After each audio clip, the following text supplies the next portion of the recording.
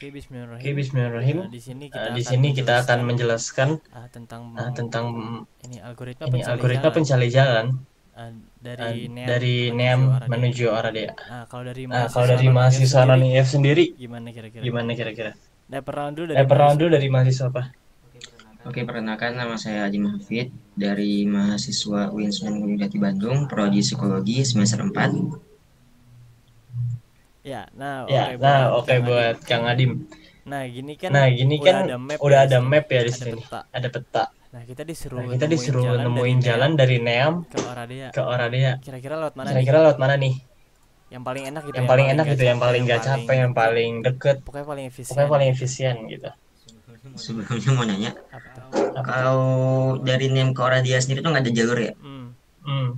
Berarti dari NEM ke Lasi, ke Vaslui, ke Orazikeni, ke Bukares, kemudian ke Fagaras, ke Sibiu, dan ke Oradea.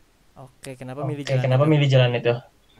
Karena kalau misalnya kita ngelihat dari sini, itu jalan tercepat dan terbanyak kan mungkin kalau misalnya kita ngambil jalur dari Bukares ke Piteski, itu kan lebih jauh ya, lebih banyak perkotaan ataupun mungkin unit yang diambil gitu. Oke. Oke. Terus kenapa nggak ke Terus kenapa nggak ke arah Arad yang di Arad sini? yang di sini? Dari Sibiu kenapa Dari nggak ke Sibiu Arad? kenapa nggak ke Arad? Oke. Nah, eh sebelumnya kan kalau misalnya sepengetahuan saya, itu kan 140 sama 75 kan mungkin kan menandakan jarak ya. Iya. Nah, Iya. sedangkan kalau misalnya kita dari Sibiu ke Oradia kan cuma 151 nih. Sedangkan kalau misalnya kita ngambil dari Sibiu kemudian ke Arad dulu baru ke Zeren terus ke Oradia, itu kan berarti kan di kisaran 286-an.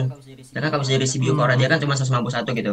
Jadi lebih hemat waktu di Sibiu ke Oradia gitu. Oke, Oke, terima kasih. terima kasih. Oke, jadi Oke, jadi apa yang dikatakan oleh Kang dikatakan oleh Kang Adim ini Adim ini kurang lebihnya menjelaskan bagaimana algoritma pencari jalan terpendek ini bekerja kayak gitu.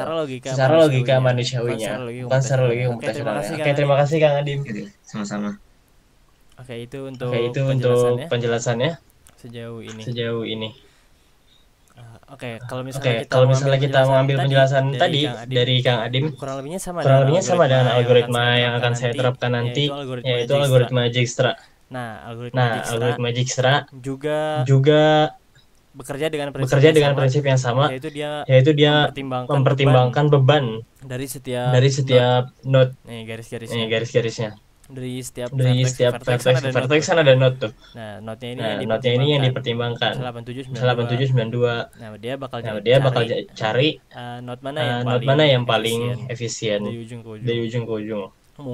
Mungkin karena secara logika manusiawi ketika ketika diterjemahkan ke logika komputer mungkin lebih masuk ke algoritma UCS ya. Uniform cost apa tuh? Uniform cost searching. Pokoknya UCS Pokoknya UCS itu. UCS itu lebih masuk. Kenapa?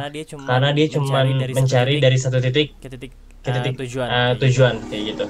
Kalau misalnya tadi dengan logika yang dipaparkan oleh Mas Adim, nah, dia tuh nggak nyari jalan ke lain. Misalnya dari Urzikeni terus ke Hirsova ini atau ke Evori. Terus misalnya dari Sibiu kan tadi langsung dikasih ke Oradea gitu. Nah, dia nggak mempertimbangkan Arad, terus Timisoara sini. Pokoknya bawah sini nggak dipertimbangkan.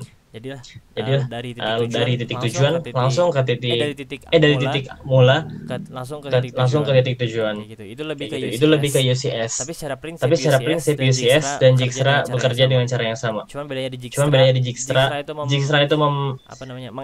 mengeksplor semua titik dan dia bakal update distance-nya.